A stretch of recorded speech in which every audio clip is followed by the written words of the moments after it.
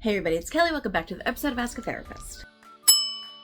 If you grew up in a religious setting, hearing that you were going to go to hell for who you were, that you needed to change, that love only counts if it's straight, that you were possessed by demons, this video is probably for you. Because today we're going to talk about how religious trauma specifically impacts the queer community. Growing up queer and in a religion has a lot of impact on you much of your life. It leads to things like isolation, fear of who you are, of consequences of that. It leads to living a double life in lots of different ways, not just hiding who you are initially, but there's a lot of ways that double life plays out throughout the rest of your life. Guilt, shame, anger, typically misplaced because you can't really show the anger at the people that you want to show it at. All of these things and more play into our lives growing up queer in religious spaces. Some of you know I spent my whole life in the church. I was also employed by churches for a long time. So I have some personal experience here. Actually, I have a lot of personal experience here. And also now as a therapist that works with queer people who are dealing with religious trauma, I'm working at it from the other side. But those are the two biggest things to talk about in this channel, right? Is queerness and religious trauma, because our community is impacted the most by religious trauma of any other community, disproportionately so. So let's talk about what that means. Religious trauma syndrome is essentially the emotional, psychological, and sometimes physical distress experienced by people who have been harmed and or have left religions. It doesn't just happen one time. It's not just something that you feel for a little while once you've left your religion and then you're over it. It is something that is consistent and impactful and distressful and distracting. It is not something that we find in the DSM-5 as a whole, and to be honest, there's a lot of us who feel like it should be there because it is something that impacts a ton of people, even outside of our community. But this week we're talking about us. Within the queer community, the issue becomes you're told for the majority of time that you're within the religion that being queer is wrong, that there is something wrong with you because of who you are. And the fact is, there's something wrong with the messaging that you got, not wrong with you. But if you're like a queer teenager and you're laying in bed at night praying for God to make you straight so that you don't have to go to hell, or you don't have to be different from everyone else, or you don't have to be afraid that someone's going to find out who you are, you don't know those messages are wrong. You know, growing up in religion can lead lots of people to having confusion and feelings of guilt and distress. Within the queer community, there's a specific issue of the impact of trauma from doctrine and the impact of trauma from community rejection. Doctrine, beliefs or teachings within the religion itself, typically says, through most interpretations of most religions, that being queer is wrong. Being gay is a sin. If you don't repent, you'll go to hell. You have to deny your flesh or your desires.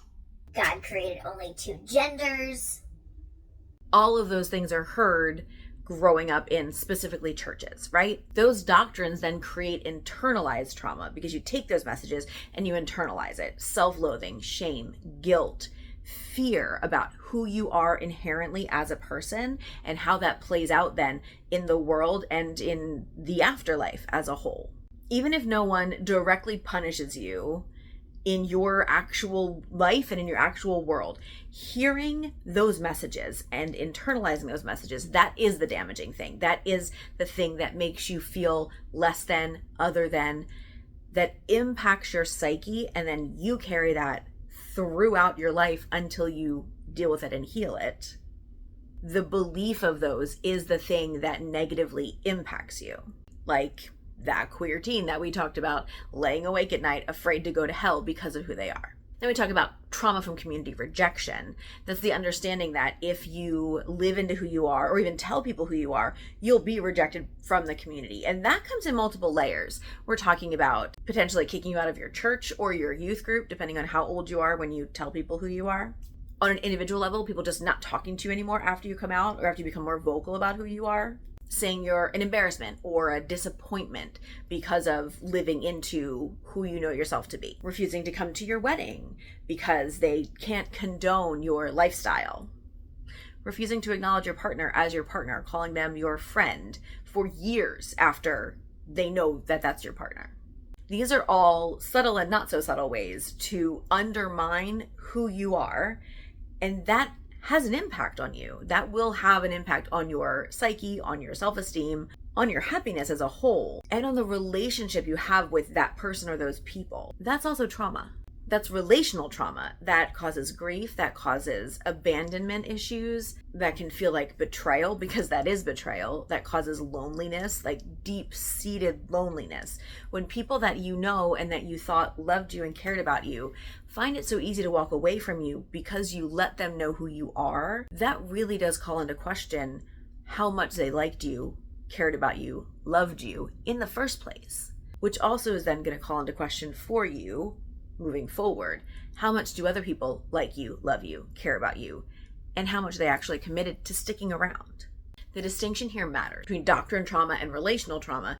Queer people face both, and each of them require their own type of healing. One is about unlearning those harmful beliefs, and the other one is about grieving those lost relationships and then rebuilding connection and safety. And you have to do both, and most people don't take the time to do either.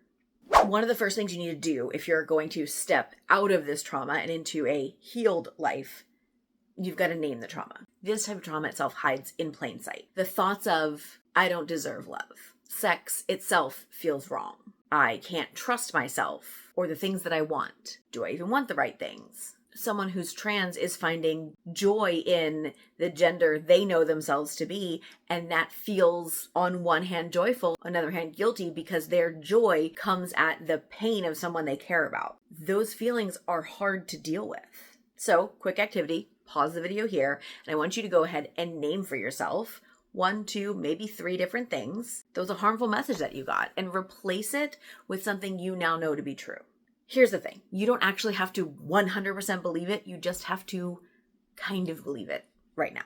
I have a lot of videos on this channel itself about internalized homophobia, internalized biphobia. We talk about internalized transphobia a fair amount. All of those are internalized messages of the messages you get all of the time, specifically from the religious community. The idea is that none of these things are natural or the way God intended people to be. You internalize those messages and then feel bad about living into that. The problem here, which should be fairly obvious when stepping back and looking at it, is that all of those are based on an assumption that, number one, this God exists. Number two, this religion is correct about their interpretation of what this God thinks. And number three, their understanding of sexuality and love and existence and gender is correct too. Assuming all of those things is pretty dicey in and of itself. The uniqueness of the religious wound for queer folk is in the cycle of internalized phobias and then the suppression, the coming out, and the still feeling like there's something wrong or terrible about you because of the way that people remove themselves from your life or treat you afterwards. I've talked a lot about internalized homophobia, internalized biphobia, internalized transphobia. Those internalized messages, you've received what the world has told you about you and internalized that, and it's become what you think of you. And that teaches you to suppress who you are because that cannot possibly ever be something that anyone else would accept. So once you work through the first layer of that and you tell people who you are, and some people accept it, great, love that, wonderful for you, and then other people will reject you. Who knows who falls into those categories? Self-actualizing into who you are and living into that, one would think heals some of those internalized messages. The problem is within religious communities, because you're taught that you are always wrong in anything you do as long as you live on this earth, you're never really able to let go of those messages. That guilt and that wrongness follow you because you've done something inherently selfish by living into who you are and going against what the system has told you to be. And with so many people out there who also believe that there is likely something wrong with you because of who you believe yourself to be or who you actually love, staying within those communities and receiving those messages regularly is an act of self-compromise on a regular basis. But like I said before, leaving that community means leaving your community because most of them are not going to go with you. So what do? Do you live less of you in order to make other people happy? Or do you leave the people that you know and make yourself happy but have to start over? That is not a choice anyone should ever have to make. But it is a choice that so many queer people have to make when they're growing up in churches, in religion in general.